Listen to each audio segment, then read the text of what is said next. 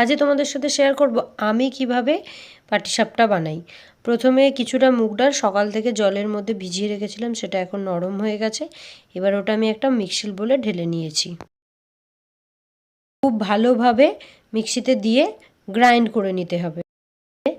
একটা পাত্রের মধ্যে কিছুটা ময়দা, তাতে পরিমাণ মতো লবণ, অল্প পরিমাণে ঘি, মুগের ডাল বাটাটা আর দুধ দিয়ে ভালো করে মেখে নিতে হবে।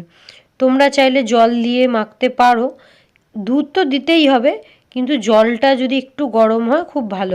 একটা ব্যাটার তৈরি হবে, খুব পাতলাও নয় আবার খুব মোটাও নয়। আমরা ফ্রাইং প্যান গরম করে নিয়েছি, তাতে কিছুটা তেল ব্রাশ করে নিলাম, আর যে গোলনাটা বানিয়েছিলাম সেটা দিয়ে একটা লম্বা রুটির মতো করে নিলাম। একটু ভাজা হয়ে গেলে ওটা আমরা এখানে পুর ভরে দেব। তোমরা পুর হিসেবে সন্দেশ, মিহিদানা দিতে পারো, আমি এখানে নারকেলের পুর ব্যবহার করেছি। এবার ওটা রুটিটাকে ভালোভাবে মুড়ে দিয়ে তেলের মধ্যে ব্রাশ করে ভেজে নিলেই রেডি। এখন আমাদের কাছে সময়ের অভাব, তাই আমরা চাই কম সময়ের মধ্যে খুব তাড়াতাড়ি কোনো কাজ করতে।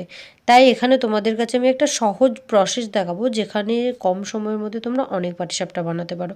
তার জন্য আমি ফ্রাইং প্যানটা গরম করে নিয়েছি, গোলনাটা দিয়ে দিয়েছি। এবার এখানে একটা রুটির মতো হয়ে গেল, সেটা আমি থালার মধ্যে উল্টে দিলেই নর্মালি রুটিটা বেরিয়ে আসবে।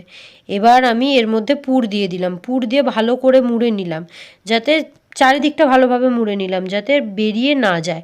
আর মাঝখানটা একটু নরম করে নিলাম যাতে আমার কাটতে সুবিধা হয়। এইভাবে আমি এরকম 3-4টে বানিয়ে নিলাম, নিয়ে মাঝখানগুলো ভালোভাবে কেটে দিলাম।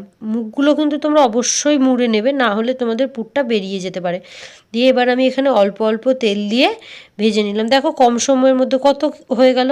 ভিডিওটি ভালো লাগলে চ্যানেলটি সাবস্ক্রাইব করে দিও। Thank you.